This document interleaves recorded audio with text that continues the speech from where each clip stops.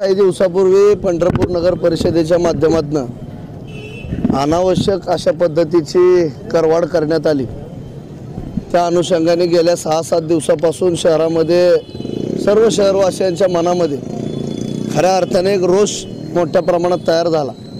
या अनुषंगाने आज पंढरपूर नगर परिषदेचे आजी माजी नगरसेवक, पंढरपूर शहर विकास आघाडीचे सर्व नगरसेवक, भारतीय जनता पार्टीचे सर्व नगरसेवक यांच्या सर्वांबरोबर आम्ही या ठिकाणी प्रशासनाला निवेदन देण्यासाठी किंबहुना त्यांना या निमित्ताने जागा करण्यासाठी या ठिकाणी आलोय। या ठिकाणी बोलत असताना मला एवढं सांगायचं आहे की अनावश्यकरित्या पाणीपट्टीमध्ये वाढ ही नगरपालिकेकडनं जी आत्ताच आमचे पक्षनेत्यांनी सांगितलं की 1900 रुपये पाणीपट्टी 21 सालापर्यंत असायची किंवा होती आत्तापर्यंत, परंतु त्याच्यामध्ये 600 ते 700 रुपयाची वाढ केली आणि ज्या ठिकाणी घरगुती ग्राहक आहेत त्या ठिकाणी कमर्शियल अशा पद्धतीचा पाणीपट्टीचा टॅक्स लावून त्याच्यात नियमात सुद्धा अनेक दुरुस्त या ठिकाणी करायचे आहेत। त्यामुळे ही बेकायदेशीरित्या या मुद्द्याने मी म्हणतोय की मी या सगळ्या गोष्टीचा अभ्यास केलेला आहे। त्याचं निवेदन आम्ही त्या पद्धतीचं या ठिकाणी पदसिद्ध अध्यक्ष प्राणसाहेब असतील किंवा नगरपालिकेचे मुख्याधिकारी साहेब असतील यांना या ठिकाणी निवेदन द्यायसाठी आम्ही सगळे नगरसेवक आलोय। या निमित्ताने मी एवढंच सांगेन की महाराष्ट्रातल्या सर्वच नगर परिषदांची महानगरपालिकांची मुदत संपलेली आपल्या सगळ्यांना माहीत आहे। त्यामुळे असं असताना कोणतीही लोकशाही मार्गाची बॉडी अस्तित्वात नसताना या ठिकाणी प्रशासनाने जुलमी पद्धतीने या ठिकाणी करवाढ केलेली आहे, तर ती ताबडतोब स्थगित व्हावी। त्यांनी जरी नियम सांगितला तर त्या नियमाचं वाचन मी या ठिकाणी केलेलं आहे। त्यामध्ये त्यांनी असं सांगितलं आहे की त्यामध्ये महिला बाल कल्याण समितीचा अध्यक्ष ह्या करवाढीच्या समितीमध्ये असावा।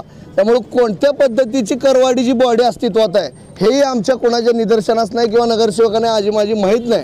त्यामुळे अशा परिस्थितीमध्ये केलेली करवाढ ही तातडीने रद्द करावी।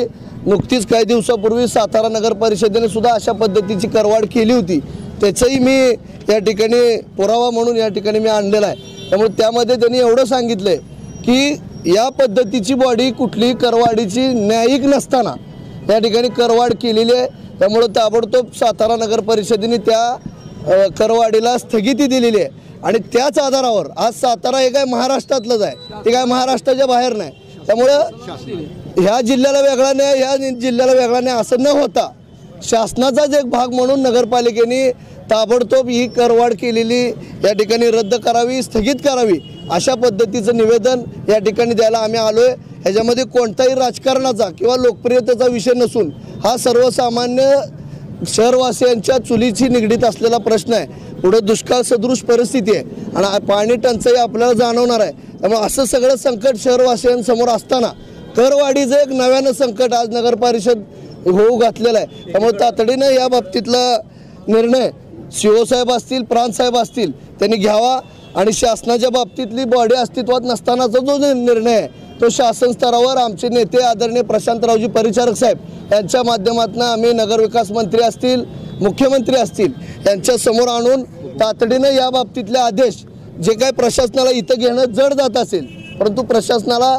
आदरणीय प्रशांत मालकांच्या नेतृत्वाखाली आम्ही शासनाकडनं ते करून आणू अशा प्रकारचा शब्द मला या निमित्ताने शहरवासियांना द्यायचा आहे। त्यामुळं या निमित्ताने सगळेजणच या ठिकाणी आलेत।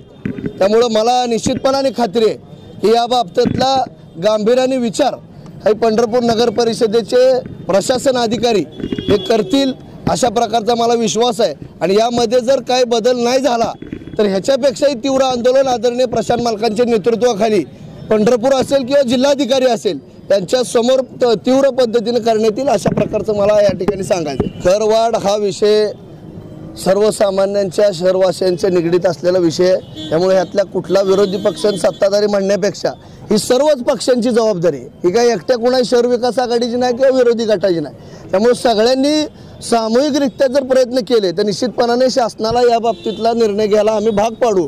त्यामुळं हा काय राजकारणाचं माध्यम नाही, आज सर्वसामान्यांच्या थेट तिजोरीशी संपर्क होणारा किंवा तिजोरीवर भार पाडण्यासारखा विषय।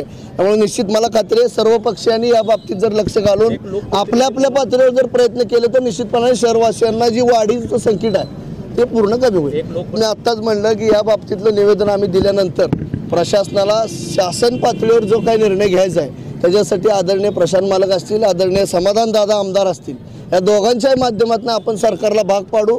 ज्या पद्धतीनं सातारा नगर परिषदेनं ही वाढीव करवाढ केली होती, त्याच्यानंतर तिथल्या लोकांनी अपिलात जाऊन ते शासन स्तरावर प्रयत्न करून त्याला स्थगिती आणली. त्यामुळे निश्चितपणाने मला खात्री आहे की ज्या पद्धतीनं साताऱ्याला झालं त्याच पद्धतीने आदरणीय प्रशांत मालक असतील, आदरणीय समाधान दादा असतील, या दोघंही आमदार मंडळींच्या माध्यमातून आपण ही करवाढ ताबडतोब स्थगित करू, अशा प्रकारचा मला विश्वास आहे. ताज्या घडामोडी जाणून घेण्यासाठी शिवशाही न्यूज यूट्यूब चॅनलला सबस्क्राईब करा. आपण हा व्हिडिओ फेसबुकवर पाहत असाल तर फेसबुक पेज फॉलो करा आणि शिवशाही न्यूज.com या आपल्या वेबसाईटलाही भेट द्या.